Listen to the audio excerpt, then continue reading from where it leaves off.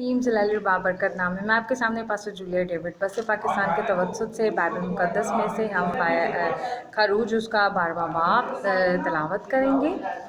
फिर खुदावंद ने मुल्क मिस्र में मूसा हारून से कहा कि ये महीना तुम्हारे लिए महीनों का शुरू और साल का पहला महीना हो। बस इसराइलियों की सारी जमात से ये कह दो कि इसी महीने के 10वें दिन हर शख्स अपने आबाई ख़ानदान के मुताबिक घर पीछे एक बर्रा ले, और अगर किसी के घराने में बर्रे को खाने के लिए आदमी कम हो तो वो उसका हमसाया जो उसके घर के बराबर रहता हो दोनों मिलकर नफरी के शुमार के मुआफिक एक बर्रा ले रखें। तुम हर एक आदमी के खाने की मिकदार के मुताबिक बर्रे का हिसाब लगाना।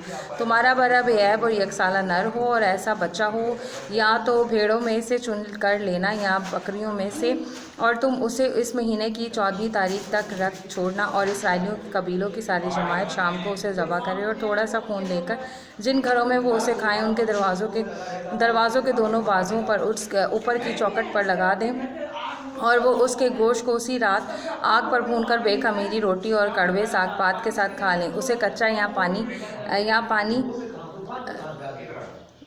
पानी में उबाल कर हरगिज़ ना खाना, बल्कि उसको सर और बाएं और अंदरूनी आज़ा समेत आग पर भून कर खाना, और उसमें से कुछ भी सुबह तक बाकी ना छोड़ना। और अगर कुछ उसमें से सुबह तक बाकी रह जाए तो उसे आग में जला देना। और तुम उसे इस तरह खाना, अपनी कमर बांधे और अपनी जूतियाँ पाँव में पहने और अपनी लाठी हाथ में लिए हुए। तुम उसे जल्दी जल्दी खाना, क्योंकि ये फसह खुदावंद की है, इसलिए कि मैं उस रात मुल्क मिस्र में से होकर गुजरूँगा और इंसान और हैवान के सब पहलोटों को जो मुल्क मिस्र में है मारूंगा, और मिस्र के सब देवताओं को भी सज़ा दूंगा। मैं खुदावंद हूँ। और जिन घरों में तुम हो उन पर पर्दा खून पर वो खून तुम्हारी तरफ से निशान ठहरेगा, और मैं उस खून को देखकर तुमको छोड़ता जाऊंगा। और जब मैं मिस्रियों को मारूंगा तो वबा तुम्हारे पास भटकेगी भी नहीं, क्योंकि कि तुमको हलाक करें। और वो दिन तुम्हारे लिए एक यादगार होगा, और तुम उसको खुदावंद की ईद का दिन समझकर मानना।